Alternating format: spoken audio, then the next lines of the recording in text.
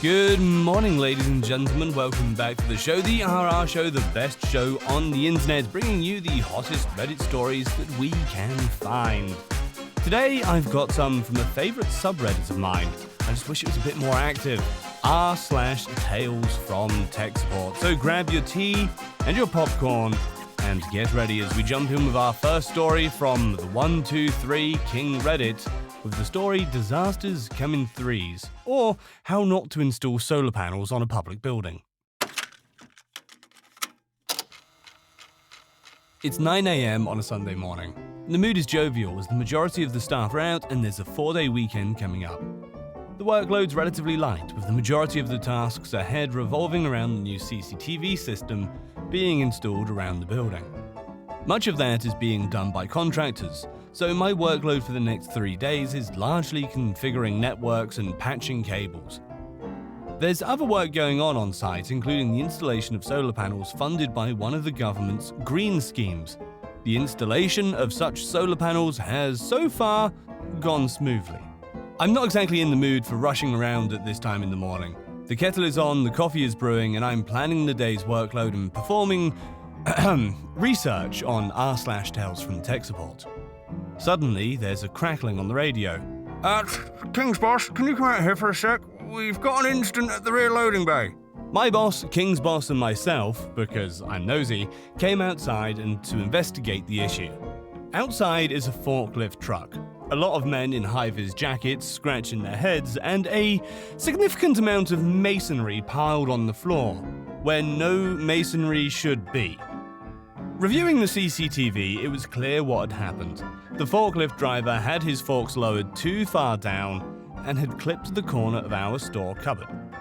His spotters were caught in plain sight doing everything but spotting, and the forklift driver had just plowed into the building, unaware of the position of his forks. Thankfully, it was just a store cupboard and not another part of the building, and their insurance would cover it. I spend the rest of the week patching cables and configuring networks until Wednesday afternoon, 15:45, because it's always last thing on the last day of the week. A crackle comes across the radio. King boss, could you come out to the back of the building? Another incident has occurred. Now, this one is a doozy. As the contractors are lifting the panels to the roof of the multi-story building, the rigging holding them together gave way, and 8 solar panels came crashing down. Scarily, these narrowly missed the foreman, who was quite shaken up. Sadly, whilst this area would have great CCTV coverage in a week's time, it wasn't currently configured on the server end, and we missed the whole calamity. The contractors tried to pay it off as a casual mistake, but 2 incidents in a week is just shocking, especially because they tried to cover it up and didn't report it. Suffice to say, the insurance premiums for these contractors are likely going up. We later sacked them as contractors and refused to let them on site. A great way to finish the 3-day week.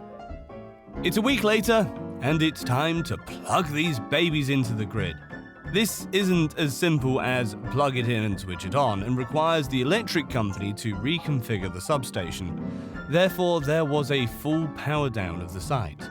We shut down switches and servers, office machines and desktops, photocopiers shut down cleanly, the full 9 yards.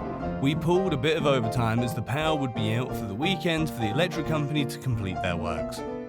There was a few things we couldn't live without, namely security systems and power for the kitchen freezers. Therefore, a generator was to be installed. Friday afternoon, it arrives and a technician is in the power distribution room with some chunky snacks, plugging them into the building's main feed. He finishes up, we finish up, we go home for the weekend. Well, Monday morning comes around and the chef is in a panic. He's loading food into the freezers and picking up deliveries, getting ready for the week ahead. The bins are full of frozen food, and I can't help but wonder why. Turns out, when the electric company plugged the generator in, they hooked it up to the wrong circuit. Our conference rooms were lovely and air-conditioned at 19 degrees C, but the food had all been defrosted. All £5,000 worth. That was covered by insurance too. Alright, swiftly moving on to our next story from Saint of Thieves. Let's not assume I know everything about your customer history. Thank you for calling blah blah blah. Hi, I want to test an interface change. I'm going to be doing that in our development environment. Okay, sounds good. Looking at the dev and production environments, I noticed they're on different versions. Production's on 22.277, but dev's on 22.227. So, an incremental difference. Yeah. So, what's the issue? What are you reporting? What's the issue? I'm sorry, but yes, what's the issue? There's nothing inherently wrong with different versions in different environments. Well, we paid good money for you guys to upgrade from version 12. My company did a jump like Windows 3 to Windows 95, so 12 is one version before 20. Oh, so we did your upgrade for you? Our customers often do their own upgrades, so assuming we did it for them wasn't a solid conclusion to jump to. And you're wondering why dev and prod are different? Yeah, thinking they might have wanted to lead with that. Okay, well, I'll need to ask the install team why there's a difference. Long story short, dev was upgraded in February. After testing was done, the OK was given for prod to be updated in April. In that time, an incremental release had gone out, so that's what was installed in production. The changes in the incremental release apparently weren't significant enough to have required further testing in their environment. Well, that was a short one, but this next one looks like good fun. It's from Ancient Ice, when an idiot tries to use a production server to learn Unix. Okay, the backstory. I worked on a Windows help desk for a large company. The remote offices all used Linux servers to run their print and file servers, as well as their local applications. So the story, about 6:30 a.m., customer calls me up one day and says, "My printer isn't working." We reply, "Sure, let me check the printer queue and see what's going on." We had a login to pull up a menu system to clear queues and a couple of other functions. When trying to clear the queue, it said I didn't have permission. I was given a command line login to do the same thing. Again, it told me I didn't have permission to clear the queue. So I walked over to the Unix admin who had just walked in. I explained the issue and he was surprised at this error. He logs into this server using root. For non-Unix people, it's like logging into Windows as an admin. When the Unix admin tries to clear the queue, "Oh, you don't have permissions?" I said. Oh, crap. There are way bigger issues going on than print queue. "Oh yeah, big time," I replied.